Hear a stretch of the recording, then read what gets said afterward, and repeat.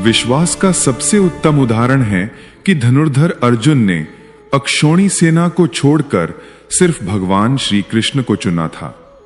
वो क्षण जब महाभारत के युद्ध से पहले अर्जुन के सामने दो विकल्प रखे गए, एक ओर कृष्ण के बिना उनके विशाल अक्षौणी सेना और दूसरी ओर स्वयं श्री कृष्ण, जो युद्ध में शस्त्र भी नहीं उठाएंगे।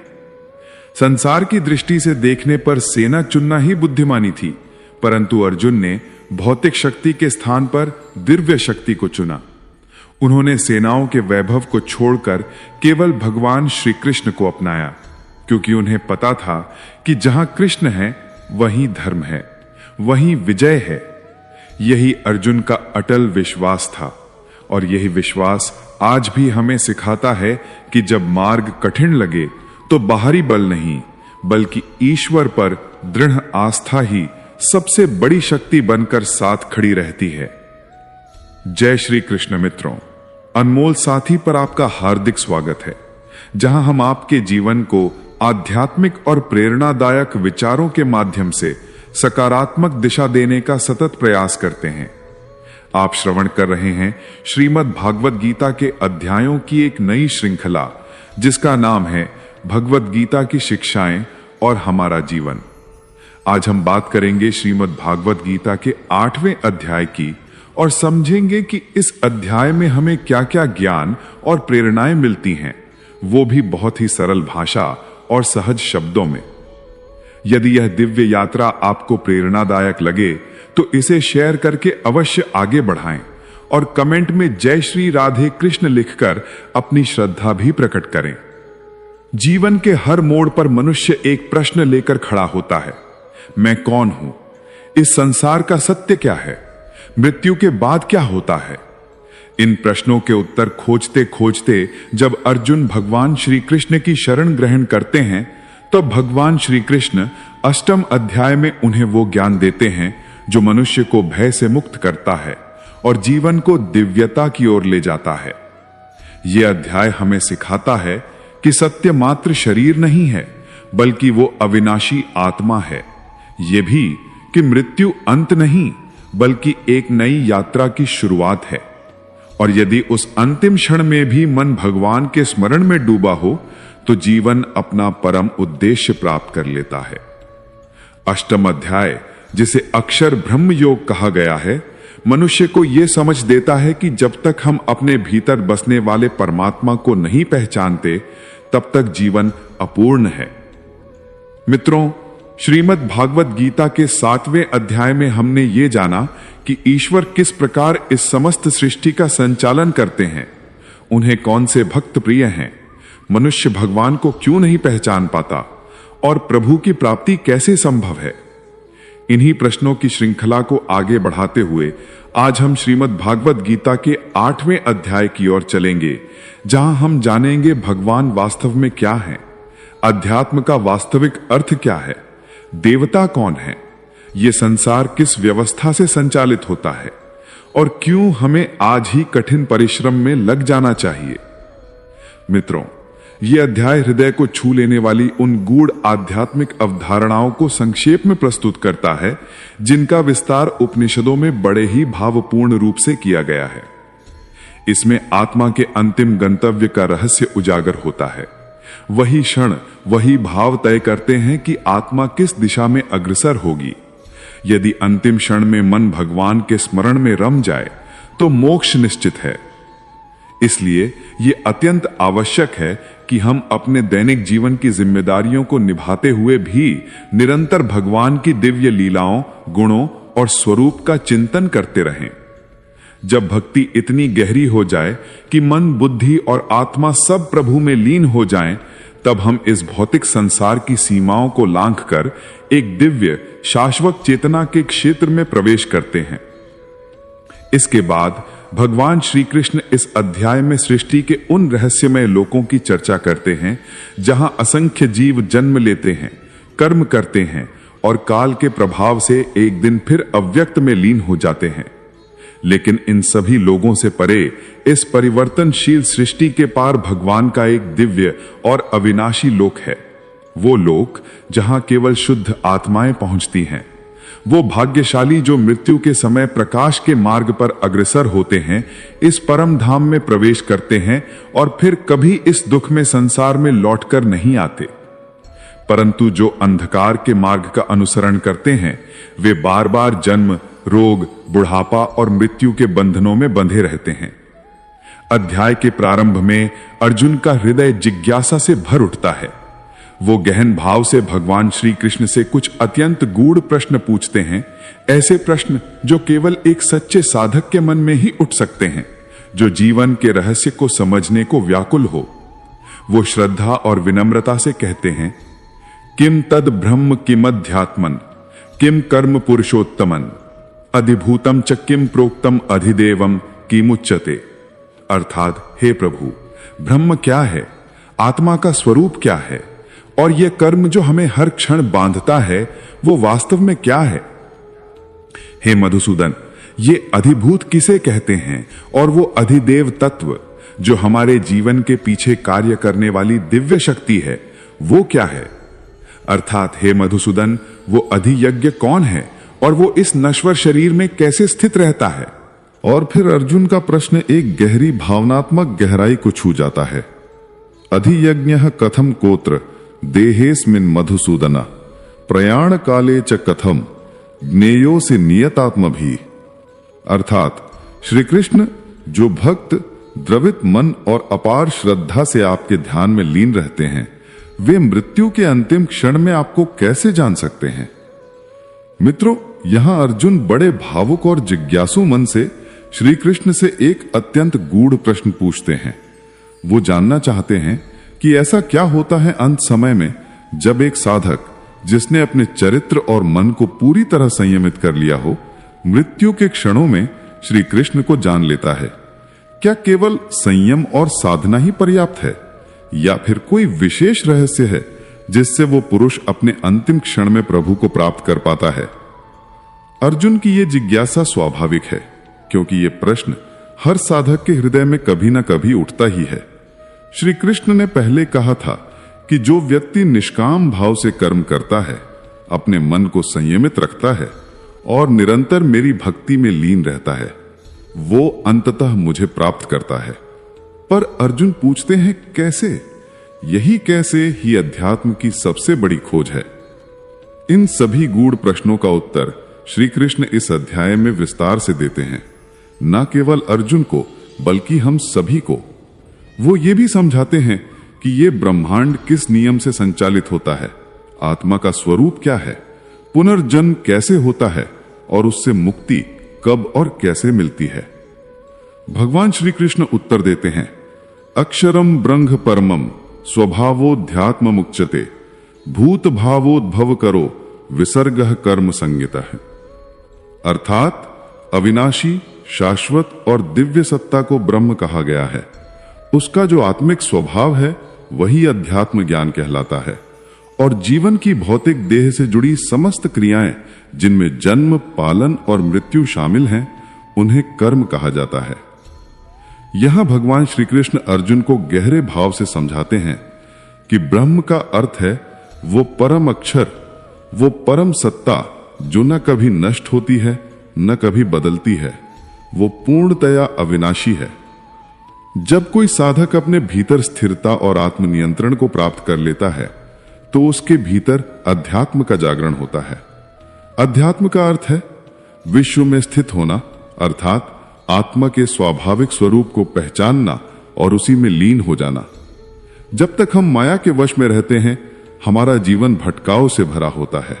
हम इंद्रियों, इच्छाओं और अहंकार के अधीन रहते हैं।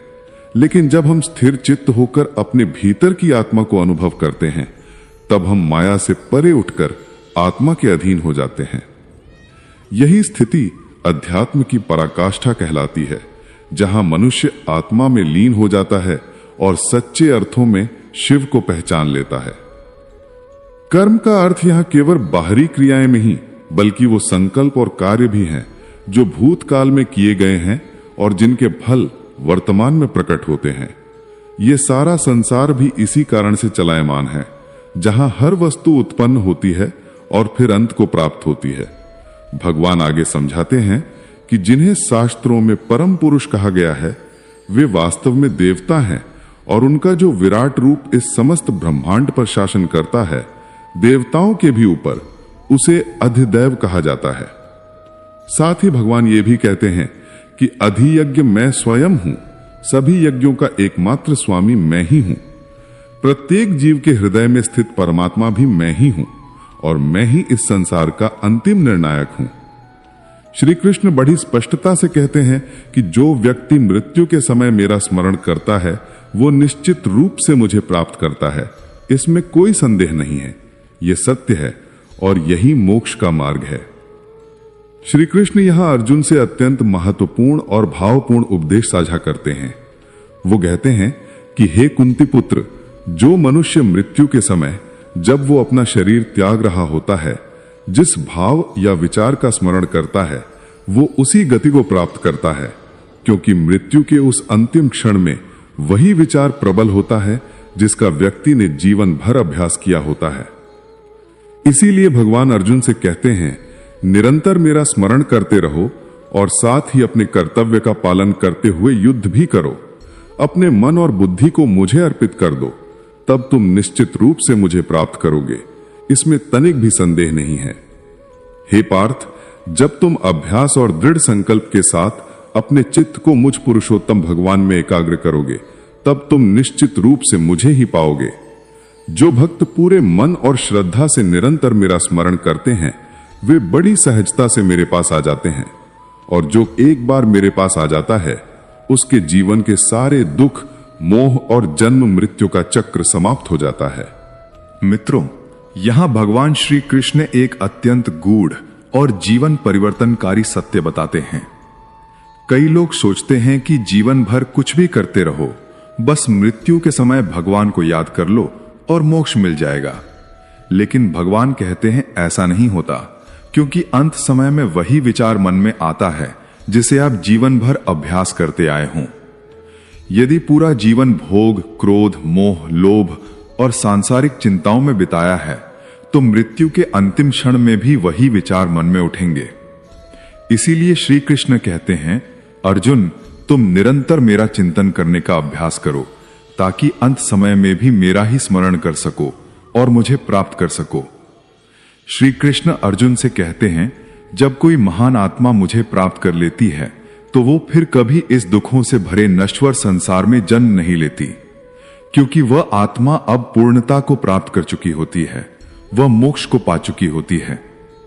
अर्जुन, इस भौतिक सृष्टि के सभी लोक, चाहे वो ब्रह्मा का सर्वोच्च लोक ही क्यों न हो, जन्म और पुनर्जन्म के चक्र से बंधे हैं।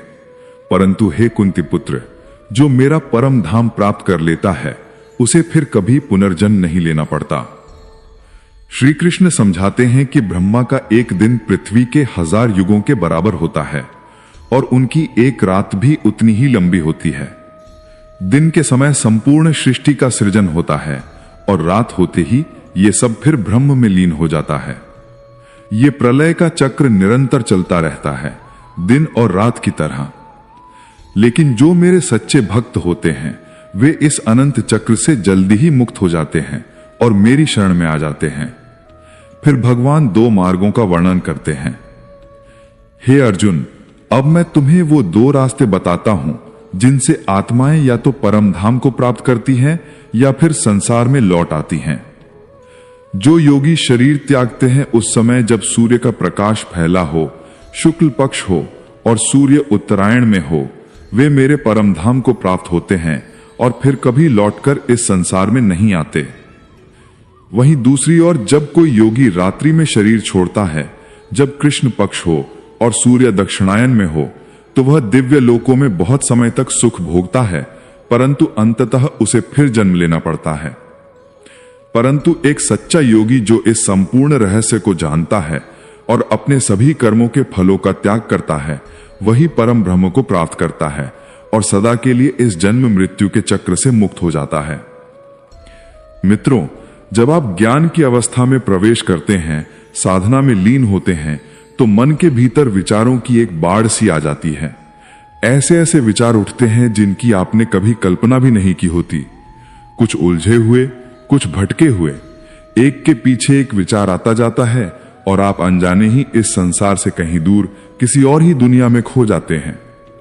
रिश्तेदारों की बातें, बचपन की यादें, ऑफिस का तनाव, दोस्ती के किस्से, सब कुछ मन में चलचित्र की तरह घूमने लगता है। और यहीं से शुरू होता है असली युद्ध, इन अनगिनत विचारों से लड़ाई। आपको उन सभी भटकते विचारों को हटाना है और केवल परमात्मा के विचार को अपने भीतर टिकाना है। इसीलिए श्री कृष्ण ने अर्जुन से कहा था, निरंतर मेरा चिंतन कर और युद्ध कर। आगे श्री कृष्ण ज्ञान की विधि को और भी गहराई से समझाते हैं। वो कहते हैं, अपनी समस्त इंद्रियों को बंद कर दो, यानी वासनाओं, इच्छाओं, कामनाओं से स्वयं को अलग करना, और फिर अपना मन, अपनी चेतना हृदय में स्थित परमात्मा में केंद्रित करो। वही ज्ञान की सच्ची अवस्था है, आत्मा की शुद्धि का मार्ग है।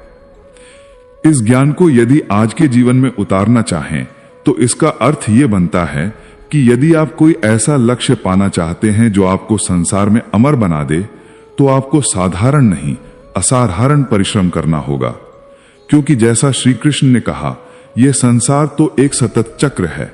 यहां लोग जन्म लेते हैं, मृत्यु को प्राप्त होते हैं और फिर कहीं खो जाते हैं। लेकिन जो लोग इस चक्र से ऊपर उठकर अपने कर्म, अपने ज्ञान और अपनी साधना से कुछ अद्वितीय कर जाते हैं, वही अमर होते हैं। ज्ञान योगी और कर्म योगी बनना ही वो मार्ग है जो आपको उस स्थिति तक पहुंचा देता है। ब्रह्मा जी का एक दिन, यानी ये ब्रह्मांड अनादि है और अनंत तक रहेगा, और मनुष्य का जीवन उसके सामने बस एक क्षण मात्र है। इसीलिए ऐसा न हो कि आप जीवन में केवल सपने संजो कर बैठे रह जाएं और ब्रह्मा जी की शाम हो जाए। मित्रों, आपको इस अध्याय से क्या सीखने को मिला, कमेंट में जरूर लिखें। अगर आपको हमारा प्रयास पसंद आया हो तो इसे लाइक करें और अपने परिजनों के साथ अधिक से अधिक शेयर करें। और ऐसे ही ज्ञानवर्धक वीडियो देखने के लिए हमारे चैनल को सब्सक्राइब करें और घंटी का बटन भी दबाएं। अंत तक मुझे सुनने के लिए आपका बहुत बहुत धन्यवाद। अगर भगवत गीता की इस व्याख्या में मुझसे कोई भी त्रुटि हो गई हो तो मैं क्षमा प्रार्थी हूं। मिलते हैं जल्दी ही श्रीमद् भगवत गीता के 9वें अध्याय की ऐसी ही आसान और सरल व्याख्या के साथ। तब तक के लिए अपना ध्यान रखें, स्वस्थ रहें, प्रसन्न रहें। जय श्री राधे कृष्ण। राधे राधे।